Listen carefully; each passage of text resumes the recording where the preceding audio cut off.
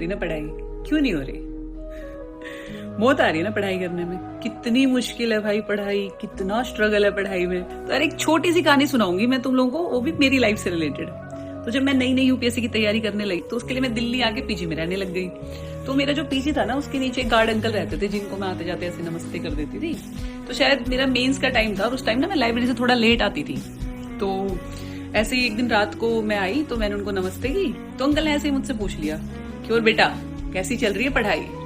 और मैं भाई वो जो एस्पिरेंट होता है ना, जो भरा बैठा होता है, उसकी तरह भय भय करके मैंने कहा अंकल मेरी तो जिंदगी बर्बाद हो गई, पता नहीं क्यों मैंने तैयारी शुरू करी, इतना कंपटीशन है, इसमें तो होने का ही नहीं है और इतना स्ट्रगल है, आप सही, आपका टाइम सही था, ब्ला ब्ला ब्ला।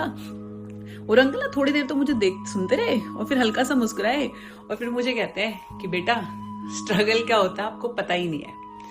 स्ट्रगल वो होता है जब आपको चौकीदारी की नौकरी करनी पड़े और आपको महीने में सिर्फ 8,000 रुपए मिले और उसमें आपको 4 बच्चे पालने पड़े। और ये सब नौकरी, ये चौकीदारी, ये सब कोई नहीं करना चाहता, पर क्या करे, मजबूरी है, जिम्मेदारियां इतनी है घर की। तो बेटा आप जो करना चाहते हो, आप उसकी तैयारी भी कर पा रहे हो, आप उसकी कोशिश भी कर पा रहे हो, ये बहुत बड़ी बात है अपने आप में। फिर उन्होंने बोला वरना जाके पूछना गांव में अपने पिताजी से, अपने चाचा से कि उनको किसने इतने इतने दिन बैठ के पढ़ने का मौका दिया। कोई नहीं देता था। पहले 10वीं कर ली, 12वीं कर ली तो सब लगता था कि बस अब फौज पुलिस में लग जाए, लग गया तो ठीक है, नहीं तो अपने खेती बाड़ी कर लेगा, क्योंकि शादी भी करानी होती थी।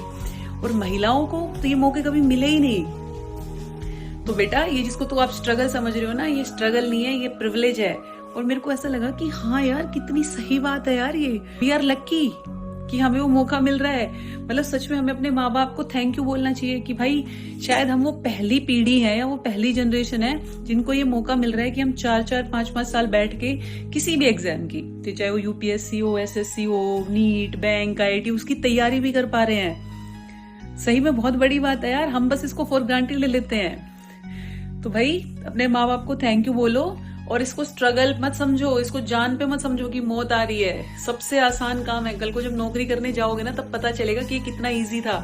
एक कुर्सी पे बैठ के सिर्फ पढ़ना है, सिर्फ पढ़ना, ठीक है? तो खुश रहो और दिल से पढ़ाई करो यार।